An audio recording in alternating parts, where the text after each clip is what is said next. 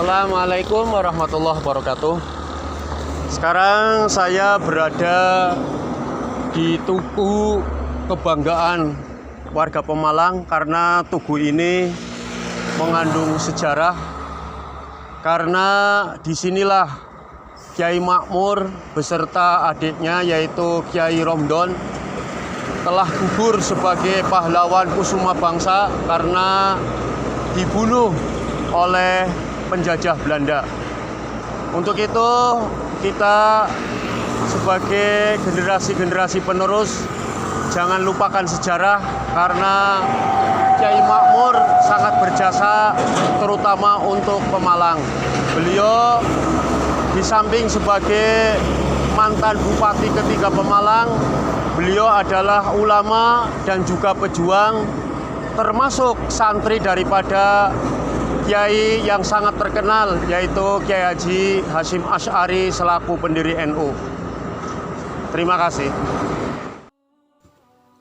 Setelah menjabat sebagai Bupati Pemalang, Kiai Makmur tetap sibuk mengurus pondok pesantrennya.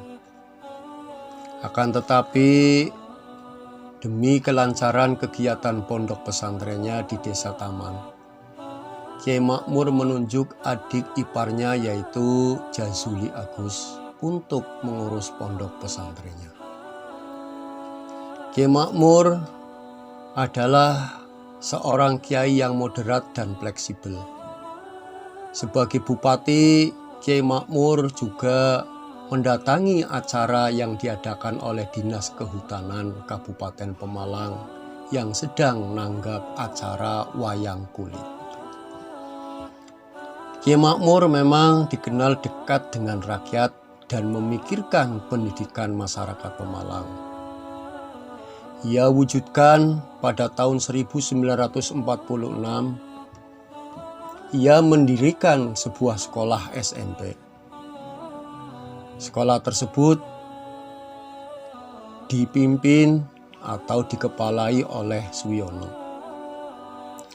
Kemudian pada acara imtihan di pondok pesantrennya, tepatnya di akhir bulan Sya'ban 1366 Hijriah atau bertepatan dengan pertengahan bulan Juli 1947, Kiai Makmur dalam pidatonya ia merasa cemas dan sedih. Bahkan ia berucap dalam bahasa Jawa, "Bocah kok rame temen, kie bakale anak apa?" Kalau kita bahasakan dalam bahasa Indonesia, anak-anak kok rame benar, ini nanti mau ada apa ya? Ternyata perasaan Kiai Makmur terjawab dan menjadi sebuah kenyataan. Karena tepat pada tanggal 31 Juli 1947, harinya adalah hari Kamis Wage, Pemalang kedatangan tentara Belanda dan ingin menduduki pendopo kabupaten.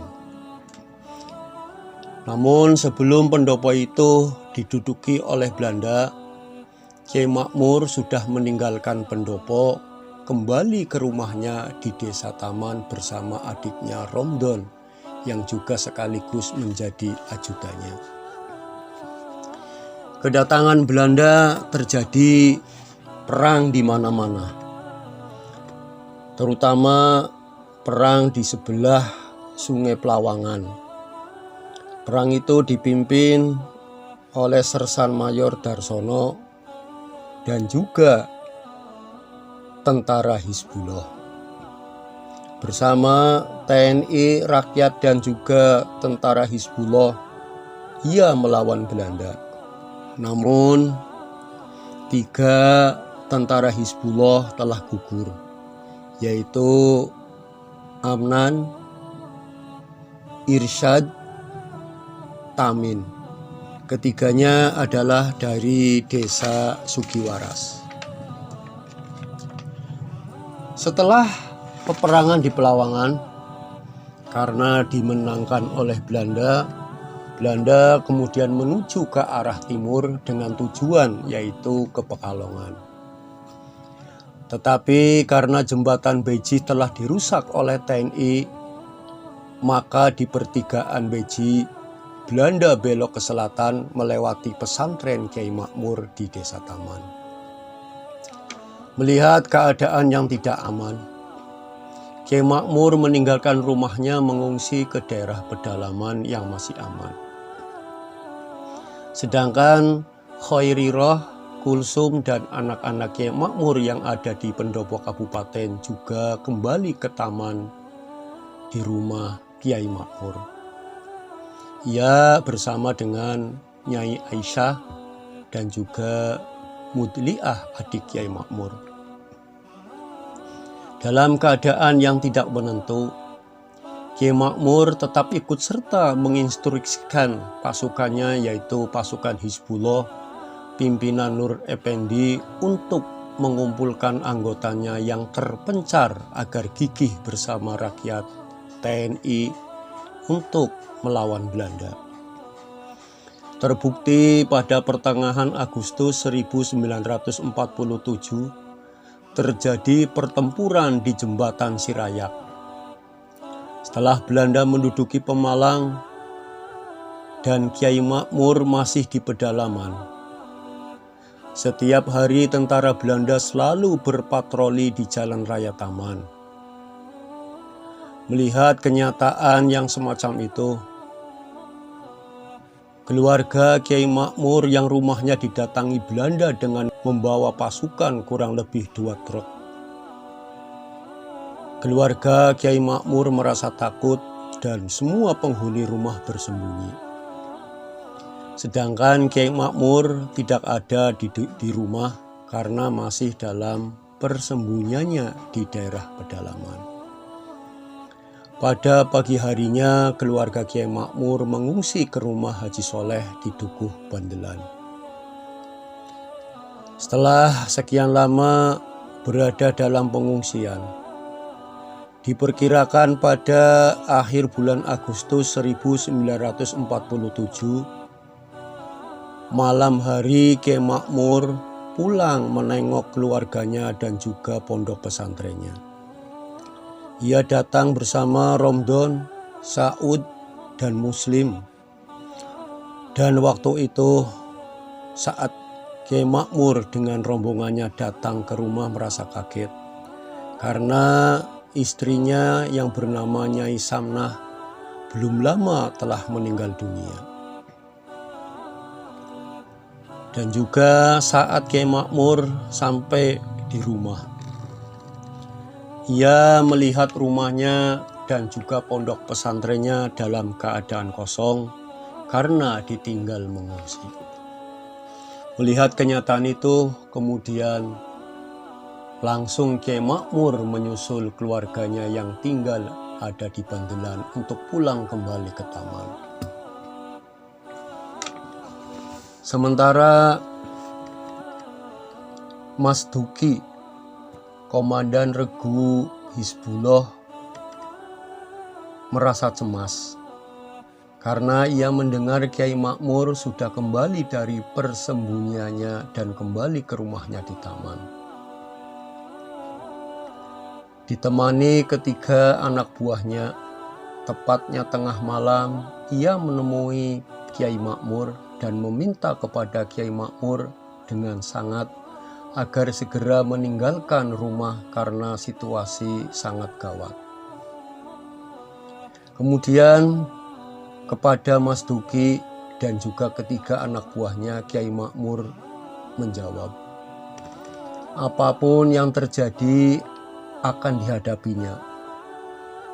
Bahkan saat rapat sebagai bupati pun Kiai Makmur selalu mengatakan, Belanda datang, saya akan di depan. Belanda datang, saya juga akan lawan, sampai dengan titik darah penghabisan. Saya siap untuk mati melawan Belanda. Setelah mendengar kata-kata tersebut, maka Mas Duki dan juga ketiga anak buahnya tidak bisa berbuat apa-apa. Kemudian setelah Belanda mendengar bahwa Kiai Makmur pulang ke rumahnya di Taman, maka pada awal September 1947 Belanda mengirim utusan ke rumahnya Kiai Makmur. Ia datang dengan membawa pasukan, namun ternyata Kiai Makmur tidak ada di dalam rumah, karena Kiai Makmur telah bersembunyi di rumah tetangganya yang bernama Mi'ah. Kemudian pada tanggal 9 September 1947, tepatnya hari Selasa Wage, bertepatan dengan tanggal 23 Syawal 1336 Hijriah, tentara Belanda dengan kekuatan besar datang kembali untuk menangkap Kiai Makmur. Sejak waktu sholat subuh, rumah Kiai Makmur dikepung Belanda dengan 2 lapis. Saat itu Kiai Makmur ada di dalam rumah, terkurung tidak bisa keluar rumah. Setelah waktu subuh berlalu, atau istilah dalam bahasa Jawa, setelah biar, tentara Belanda mulai memasuki rumah Kiai Makmur. Melihat rumah Kiai Makmur didatangi Belanda, seorang tetangga yang bernama Aidiah alias Murah, ia menemui Kiai Makmur dan ia mohon agar Kiai Makmur menyingkir dari rumah dengan logat bahasa Jawa. Kiai niku kathah landi, mbok monggo semingkir. Dalam bahasa Indonesia, Kiai itu banyak Belanda. Silakan pergi untuk menyingkir. Kemudian Kiai Makmur berkata, "Ora rah, wong saiki wis waktune. Nyong ora bisa lunga-lunga." Dalam bahasa Indonesia, tidak, sekarang sudah waktunya. Saya tidak dapat pergi-pergi.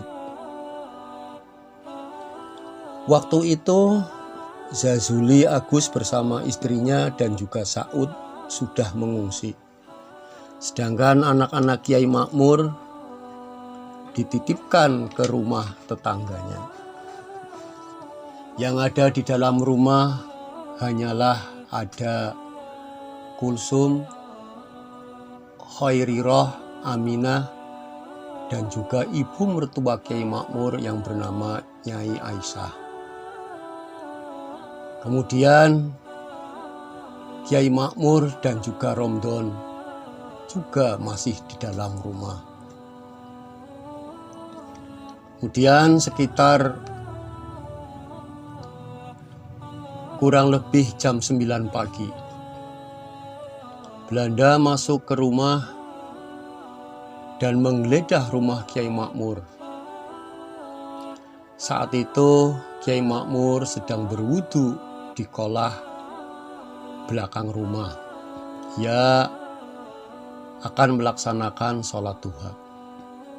Mengetahui Kiai Makmur sedang berwudu dan akan melaksanakan sholat duha, Belanda menunggu Kiai Makmur agar sholat dan juga wiridanya selesai.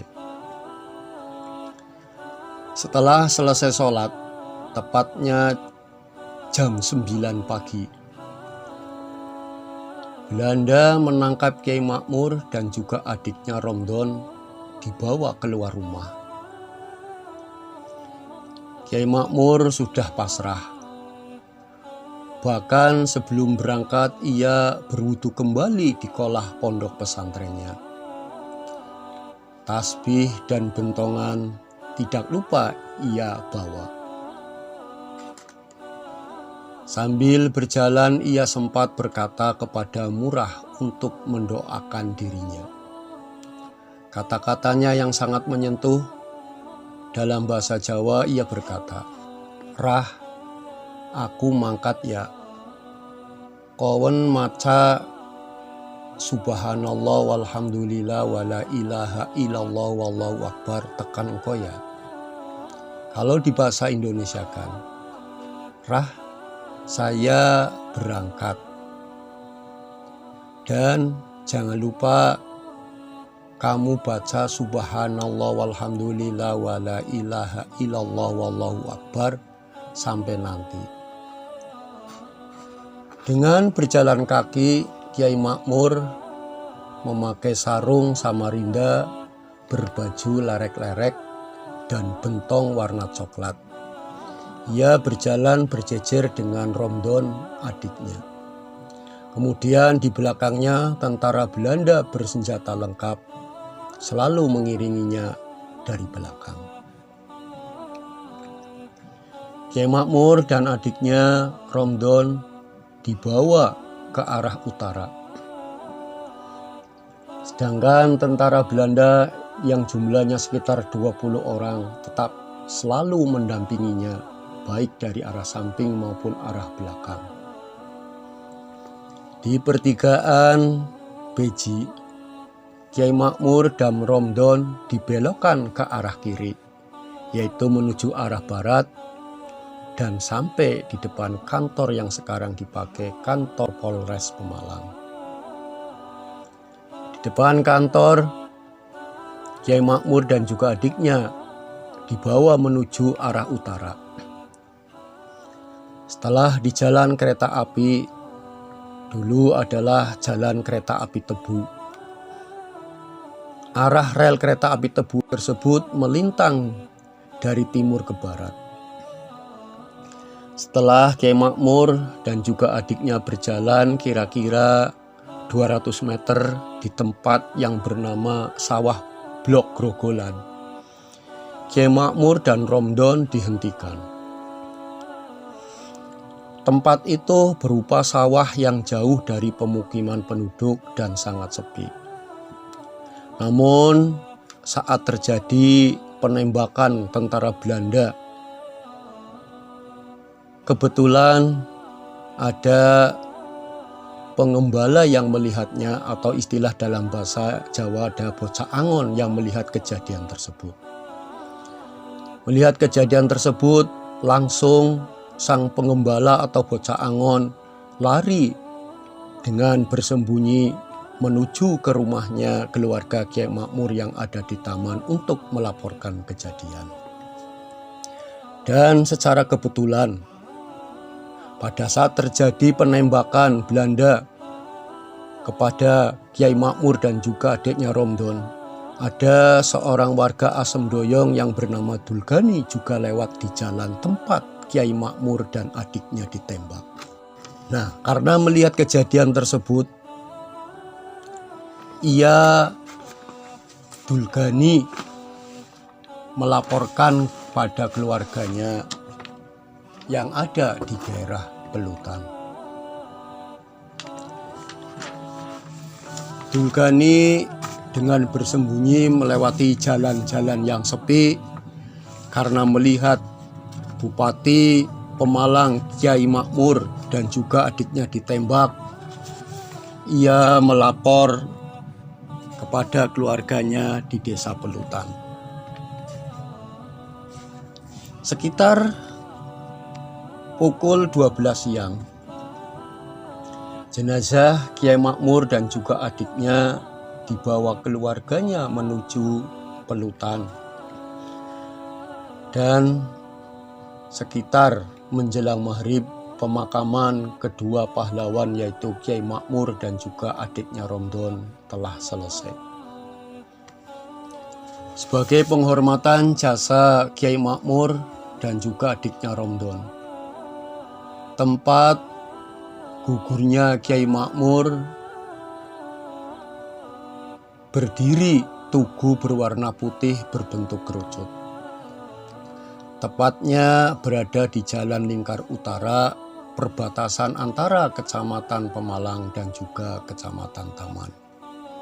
Namun sayangnya Tugu monumen tersebut terkena pelebaran jalan, sehingga tinggal menyisakan sebuah bangunan tugu saja. Kini kedua pahlawan dan juga ulama tersebut, Kiai Makmur dan juga adiknya Romdon, telah damai menghadap Allah, yaitu di makam Pagaran. Kita sebagai generasi penerus, setelah mengerti sejarah Kiai Makmur, cukuplah bukan hanya berdoa saja, tapi kita juga harus mengenang jasa beliau. Karena beliau di samping sebagai ulama, beliau adalah pejuang dan juga Bupati Pemalang. Begitu besar jasa beliau, baik dalam menyebarkan Islam maupun berjuang melawan Belanda. Sehingga rasa tidak kecintaannya kepada Belanda akhirnya membuat marah Belanda dan membunuhnya pasukan Belanda yang jumlahnya cukup banyak.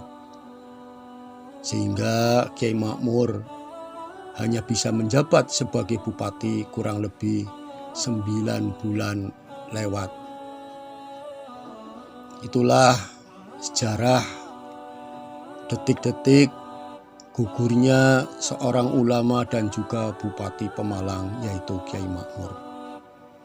Mudah-mudahan sejarah ini membawa inspirasi kita semua bahwa mencintai ulama dan menghargai jasa pahlawan adalah kewajiban kita.